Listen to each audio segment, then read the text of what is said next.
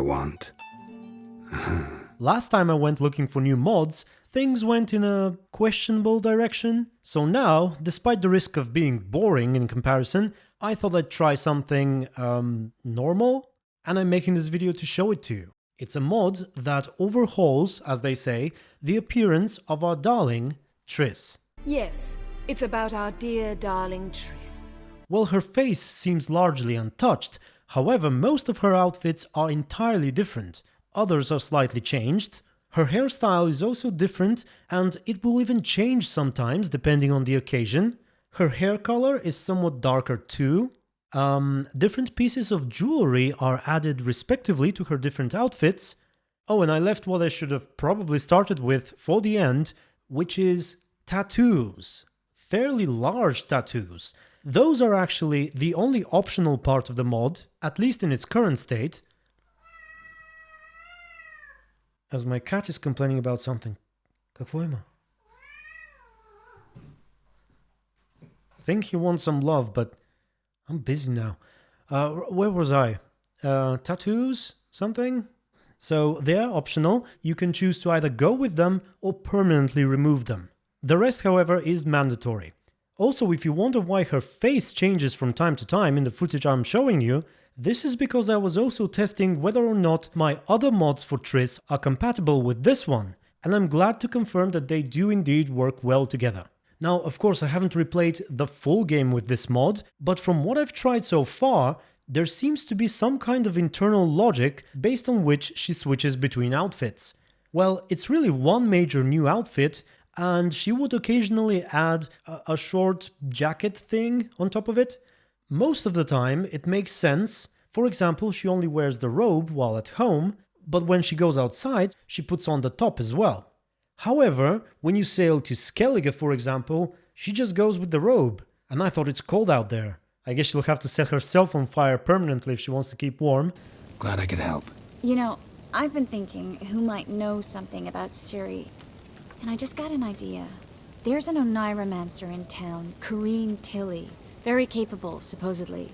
Anyway, the clothes are fairly well made as far as I'm concerned, the textures seem good, and all the moving parts, including the jewelry, behave well the vast majority of the time, and so far I haven't spotted any grotesque bugs, like the ones I've been experiencing while modding Yennefer. Spare me your lecture about responsibility. I was actually going to recite an anthem praising your glory, but if you're not in the mood... But that's probably because I haven't used this mod that long yet. Now, for my personal taste, I must admit the outfits are a bit too revealing, certainly for permanent use, and while initially I thought I preferred the versions without tattoos, the more I've played it, the more I keep thinking how the whole appearance kind of looks more natural with tattoos. Like, I feel everything is blending together nicely, and it doesn't feel like it screams boobs all the time. But oh well, you'll decide that for yourself. Currently, even I'm not so sure which one I prefer better, tattoos or not. I must also point out that what I really like is the braid on the back, the different hairstyle she has. It looks really good in some scenes, and it also behaves somewhat well. Didn't notice any weird clipping so far. What else is there? Oh, there are the changes to her outfit for the Masquerade. First off, she has some additional jewelry, which really looks good on her. Though when she I was about to say though when she shits down. Though when she sits down, there we go, it does bug out a little bit. Once again, not as much as other things I've seen before, but still it's worth pointing out. Should be fixed hopefully. The dress is also cut shorter and it looks fine. However, once again, it clips a little in the very same scene where the necklace problems occur. And finally, the best change to her ball outfit, which I really appreciate, don't get me wrong, but it's the cleavage. See, by default, she has this awkward, angular bit right between her breasts. Can I say between her breasts on YouTube? I hope so.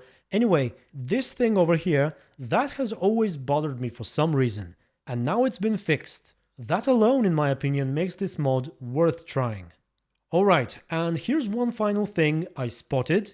During the romance scene in the lighthouse, she's made to look as though she unties her hair and lets it down. For brief moments you can actually see her with long hair, which I think is a nice touch. I only ever spotted it in this scene, and sadly I can't show much of it on YouTube. And so that was it. I may play some more footage if I haven't run out of it by now. Feel free to check the mod and its creator in the links below. Tell me what you think of it and whether you'd like me to cover any more mods in the future perhaps. Finally, an update for those of you who are waiting for the Things You Missed video in Novigrad. It should be coming, in fact I'm almost 100% sure that it will come in exactly 1 week. So stay tuned for that, and yeah, I'm done. Thank you very much for watching. Special thanks to my supporters on Patreon and my YouTube members. And until the next one, stay tuned and be good. Give us a necklace and get out of here. Stop. I'll take it off myself.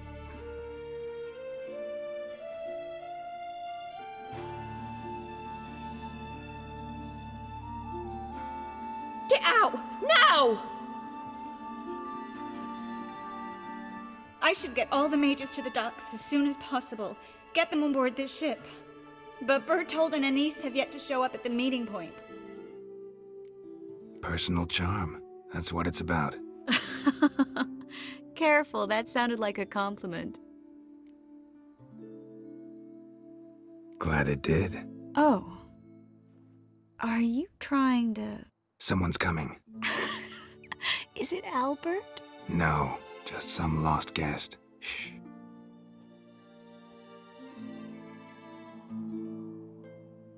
They're safe now, right?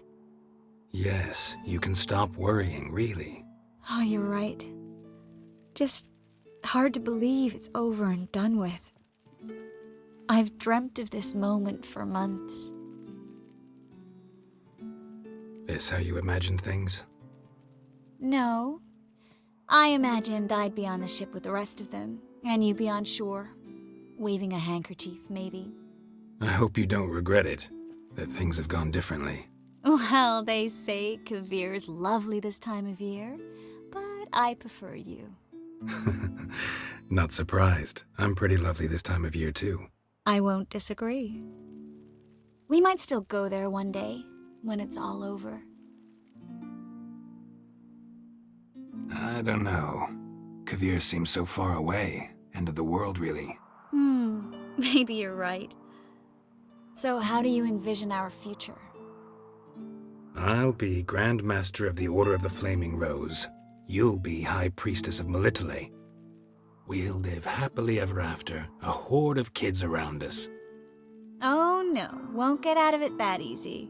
I asked you a serious question. Where do you see us in, let's say, 5 years? This is how I see it. We're living in a small town, where everybody knows everybody else. You've got your practice, brewing potions, that sort of thing. And what are you doing? Running around swamps, killing drowners? No. I'm sitting on the porch in a rocking chair, smoking my pipe, listening to the clink of your vials as you work inside. That simple? Mm-hmm. That simple. I missed this Geralt, you know? Meaning? Oh, the Geralt who's not afraid to open up to me.